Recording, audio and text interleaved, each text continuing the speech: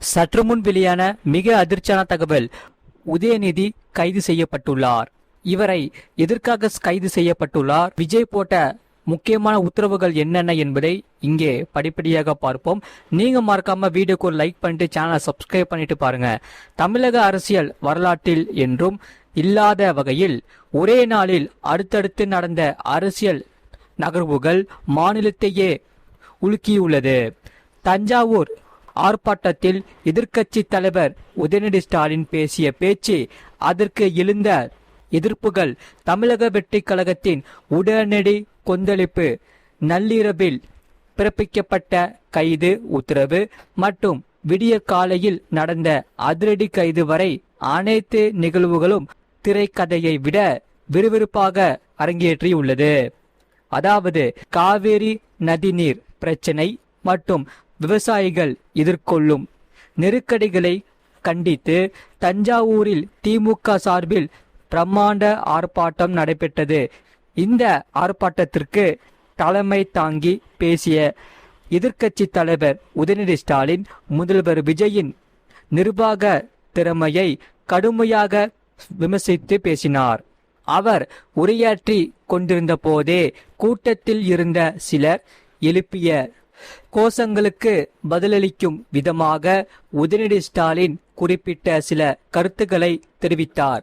அந்த பேச்சு பெண்களை அவமதிக்கும் வகையிலும் நாகரிகமற்ற இரட்டை அர்த்த தேனியிலும் அமைந்திருந்ததாக கூறி உடனடியாக சமூக வலைதளங்களில் வைரலாகி விவாத பொருளாக மாறி இருக்கிறது.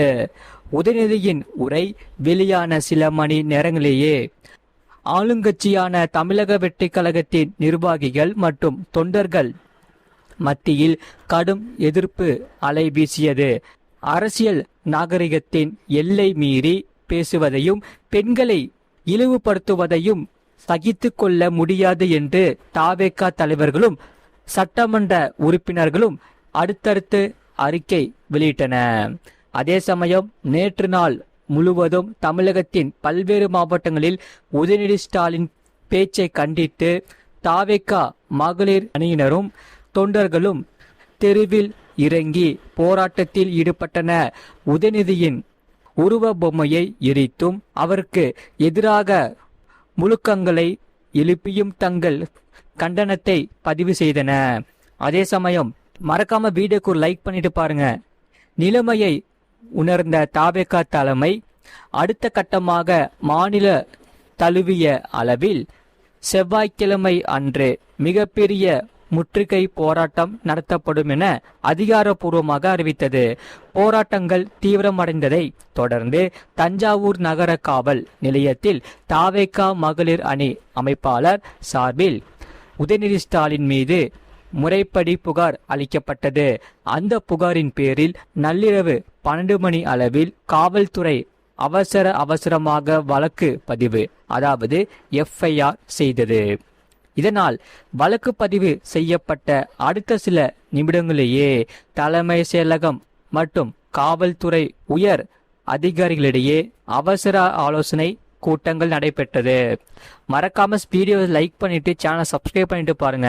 சட்ட ஒழுங்கு பிரச்சனையை தவிர்க்கவும் TVK தொண்டர்களின் கொந்தளிப்பை தவிர்க்கவும் உதயநிதி ஸ்டாலினை உடனடியாக கைது செய்வதே சரியான நடவடிக்கையாக இருக்கும் என்று காவல்துறை தலைமை முடிவெடுத்தது.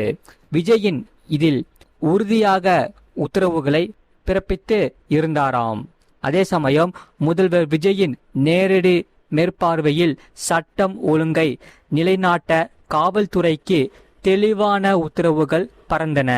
இதையடுத்து தஞ்சாவூர் மாவட்ட காவல் கண்காணிப்பாளர் தலைமையில் அமைக்கப்பட்ட சிறப்பு தனிப்படை போலீசார் நள்ளிரவு 1:30 மணியளவில் தஞ்சாவூரிலிருந்து சென்னைக்கு அதிவேகமாக புறப்பட்டன. அதே நேரத்தில் சென்னை நீலாங்கரையில் அமைந்துள்ள உதயநிதி ஸ்டாலின் இல்லத்தை சுற்றிலும் முன்னெச்சரிக்கையாக நூற்றுக்கணக்கான ஆயுதப்படை போலீசார் குவிக்கப்பட்டன. நீலாங்கரை பகுதி முழுவதுமே காவல்துறையின் கட்டுப்பாடுக்குள் கொண்டுவரப்பட்டு அப்பகுதியில் வாகன சோதனை சோதனைகளும் தீவிரப்படுத்தப்பட்டது. செவ்வாய்க்கிழமை விடியற்காலை 5:30 மணியளவில் தஞ்சாவூரில் இருந்து வந்த சிறப்பு தனிப்படை போலீசார் சென்னை நீலாங்கரையில் உள்ள உதயநிதி ஸ்டாலின் வீட்டை அடைந்தன. இதில் துணை ஆணையர் தலைமையிலான அதிகாரிகள் குழு வீட்டிற்குள் சென்று கைது ஆணையை காண்பித்தன. அந்த நேரத்தில்தான் வீட்டில் இருந்த உதயநிதி ஸ்டாலின் மனைவி கிருத்திகா உதயநிதி அதிகாரிகளை தடுத்து நிறுத்தி அவர் குளித்து கொண்டு இருக்கிறார், சற்று காத்திருங்கள் என்று கூறி கால அவகாசம் கேட்டார். அதற்குள் தகவல் அறிந்து திமுகவின் மூத்த தலைவர்களும் முன்னாள் அமைச்சர்களுமான சேகர்பாபு, சுப்பிரமணியன் ஆகியோர் அவசரமாக நீலாங்கரை இல்லத்திற்கு வந்து சேர்ந்தனர்.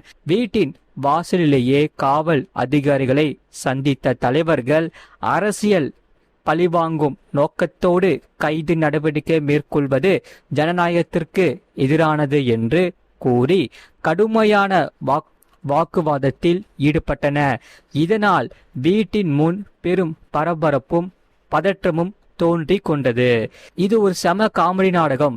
புன்னகையோடு பதிலளித்த உதயநிதி அதிகாரிகளுடன் நடந்த நீண்ட நேர பேச்சுவார்த்தைக்கு பிறகு உதயநிதி ஸ்டாலின் அமைதியாக வீட்டை விட்டு வெளியே வந்தார். மறக்காம வீடியோக்கு லைக் பண்ணிட்டு சேனலை சப்ஸ்கிரைப் பண்ணிட்டு பாருங்க. வீட்டின் வாசலில் கூடியிருந்த செய்தியாளர்களும் திமுக ஆதரவாளர்களும் அவரை சூழ்ந்து கொண்டன.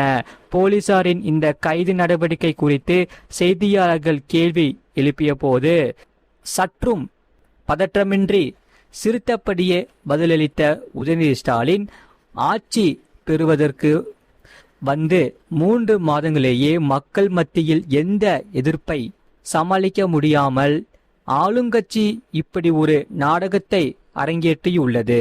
ஒரு சாதாரண அரசியல் பேச்சை எதிர்கொள்ள முடியாமல் தஞ்சாவூரிலிருந்து போலீஸை அனுப்பி என்னை கைது செய்வது என்பது ஒரு செம காமெடி.